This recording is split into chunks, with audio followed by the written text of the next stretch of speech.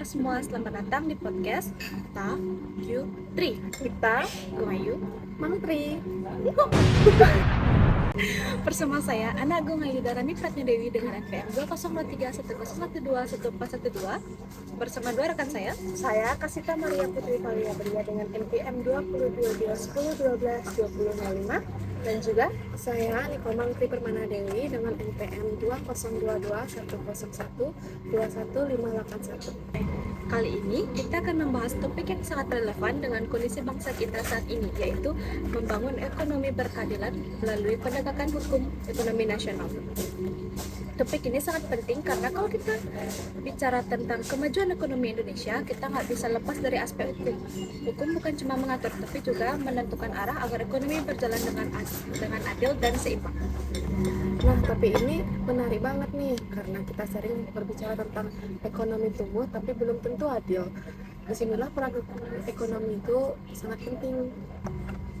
Aku setuju banget. Selama ini kita sering melihat bahwa pertumbuhan ekonomi Indonesia memang cukup tinggi, tapi sayangnya belum sepenuhnya berbanding lurus dengan pemerataan kesejahteraan. Disitulah peran hukum ekonomi jadi penting. Betul banget Tita, banyak orang melihat ekonomi dari sisi angka pertumbuhan, ekspor, investasi, tapi lupa bahwa sistem hukum yang kuat hasilnya bisa timpang. Jadi, hari ini kita bahas bagaimana penegakan hukum ekonomi bisa menjadi kunci untuk mewujudkan keadilan dan kesejahteraan masyarakat. Baik, kita mulai dulu dari dasarnya ya. Kak Tita, sebagai mahasiswa hukum, pasti sudah akrab banget dengan istilah hukum ekonomi nasional. Bisa dijelasin lagi nggak secara akademis, apa sih sebenarnya makna dari hukum ekonomi itu? Tentu, Ayu. Jadi, secara konseptual, hukum ekonomi nasional adalah keseluruhan peraturan hukum yang mengatur kegiatan ekonomi suatu negara dengan tujuan untuk mencapai kemakmuran rakyat. Hukum ekonomi menghubungkan dua bidang besar hukum dan ekonomi sehingga segala aktivitas ekonomi memiliki dasar hukum yang pasti. Misalnya, kegiatan investasi, perdagangan, perbankan, hingga perlindungan konsumen, semuanya diatur agar tidak ada pihak yang dirugikan. Kalau kita hubungkan dengan konstitusi, pasal 33 UUD 1945 menegaskan bahwa perekonomian disusun sebagai usaha bersama berdasarkan asas kekeluargaan dan cabang-cabang produksi yang penting dikuasai oleh negara untuk kemakmuran rakyat. Jadi, disinilah terlihat hubungan erat antara hukum ekonomi dan kesejahteraan sosial. Setuju banget Tita, dari sisi sosial dan ekonomi, hukum itu seperti pagar pembatas sekaligus pelindung. Kalau tidak ada aturan yang jelas, maka pasar bisa dikuasai oleh kelompok tertentu. Akibatnya ketimpangan makin besar. Nah, ini menarik.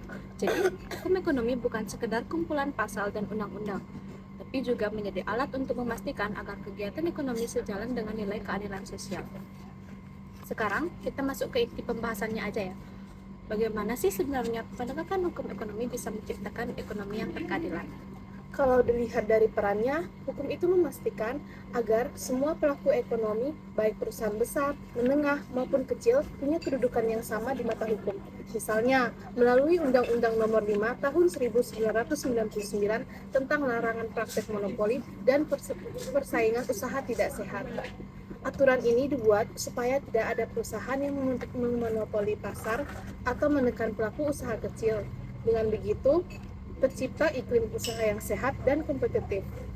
Selain itu, ada juga Undang-Undang Nomor 8 Tahun 1999 tentang perlindungan konsumen yang menjamin hak-hak masyarakat dalam kegiatan ekonomi. Jadi, hukum ekonomi tidak hanya berpihak pada pelaku usaha, tapi juga pada masyarakat sebagai pengusaha, pengguna produk, dan jasa. Nah, kalau kita lihat dari pandangan masyarakat, keberadaan hukum seperti ini penting banget. Bayangkan kalau tidak ada hukum yang tegas, maka pelaku usaha bisa seenaknya menetapkan harga, menipu konsumen, atau bahkan merusak lingkungan demi keuntungan. Kalau penegakan hukum berjalan dengan baik, maka kesejahteraan masyarakat meningkat karena hak-hak mereka terlindungi. Ekonomi bisa berkembang tanpa mengorbankan keadilan sosial.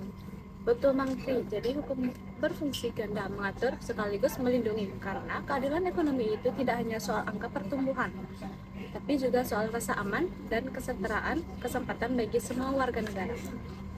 Jadi, sekarang kita bahas bagian yang sering jadi masalahnya ya, yaitu tantangan dalam penegakan hukum ekonomi di Indonesia. Apa saja sih tantangan utamanya? Kalau dari sisi hukum, tantangan utamanya adalah lemahnya implementasi. Banyak undang-undang sudah dibuat, tapi penegaknya sering tidak konsisten. Misalnya nih, kasus korupsi dalam proyek ekonomi atau pelanggaran prinsip persaingan sehat sering tidak ditindak tegas. Selain itu, koordinasi antara lembaga hukum dan lembaga ekonomi juga belum maksimal. Kadang ada yang tumpang tindih kewenangannya yang membuat penegakan hukum ekonomi berjalan lambat. Nah, kalau dari sisi sosial ekonomi, tantangannya adalah rendahnya kesadaran hukum masyarakat. Banyak pelaku usaha kecil belum paham pentingnya legalitas usaha, perlindungan hukum, atau hak mereka sebagai konsumen dan produsen. Selain itu, ketimpangan ekonomi juga bisa memperburuk situasi. Pelaku ekonomi besar sering punya akses hukum dan politik yang kuat, sementara pelaku kecil sulit memperjuangkan keadilan ketika terjadi pelanggaran. Nah, itu poin pentingnya Mangkri. Artinya, keadilan ekonomi tidak bisa tercapai hanya dengan regulasi, tapi juga dengan penegakan hukum yang adil, transparan, dan tidak diskriminatif. Kalau gitu, apa solusi yang bisa dilakukan agar penegakan hukum ekonomi benar-benar efektif dan berpihak pada kesejahteraan rakyat? Pertama, perlu penguatan lembaga penegak hukum di bidang ekonomi, seperti KPPU, Komisi Pengawas Persaingan Usaha, dan OJK, Otoritas Jasa Keuangan. Yang kedua, pembaruan regulasi juga penting agar hukum bisa menyesuaikan diri dengan perkembangan zaman seperti ekonomi digital dan e-commerce semakin kompleks. Kalau dari sisi sosialnya, perlu dilakukan pendidikan hukum ekonomi.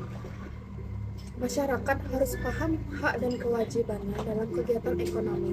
Dengan begitu, masyarakat tidak hanya jadi objek tapi juga subjek yang sadar hukum. Selain itu, perlu sinergi antara pemerintah, akademisi, dan sektor swasta dalam menciptakan kebijakan ekonomi yang adil. Karena hukum tanpa dukungan moral dan sosial juga tidak akan berjalan dengan efektif. Setuju banget. Jadi, membangun ekonomi berkeadilan itu harus dilakukan dari dua arah, dari atas melalui kebijakan hukum dan dari bawah melalui kesadaran masyarakat. Wah, jadi pembahasan hari ini luar biasa ya dan kritis banget. Dari tadi kita sudah bicara mulai dari konsep hukum ekonomi, peran hukum dalam keadilan ekonomi, sampai tantangan dan solusi yang bisa dilakukan. Kalau boleh disimpulkan, bagaimana pandangan kalian tentang hubungan antara hukum ekonomi dan kesejahteraan masyarakat? Bagi saya, hukum ekonomi adalah instrumen penting untuk mewujudkan keadilan sosial. Tanpa hukum yang kuat, ekonomi hanya akan dikuasai oleh pihak yang punya modal dan kekuasaan. Jadi, penegakan hukum di ekonomi di Indonesia yang adil akan membawa manfaat langsung bagi masyarakat. Kalau menurut saya, hukum ekonomi itu seperti pondasi bagi rumah yang bernama kesejahteraan. Tanpa pondasi yang kuat, bangunannya akan mudah runtuh. Maka dari itu, penegakan hukum harus disertai dengan kesadaran kolektif masyarakat agar keadilan ekonomi bisa benar-benar tercapai. Luar biasa. Jadi kita bisa simpulkan ya bahwa membangun ekonomi berkeadilan melalui penegakan hukum dan bukan hanya tanggung jawab negara, tapi juga tanggung jawab seluruh elemen masyarakat. Terima kasih banyak buat Kak Tita dan Kak Mangkri atas diskusinya hari ini, dan tentunya terima kasih juga untuk semua pendengar yang sudah menyimak sampai akhir. Sampai jumpa. Saya Gumayu. Saya Tita. Saya Mantri. Salam keadilan dan kesejahteraan untuk kita semua. Salam Horma Dewa.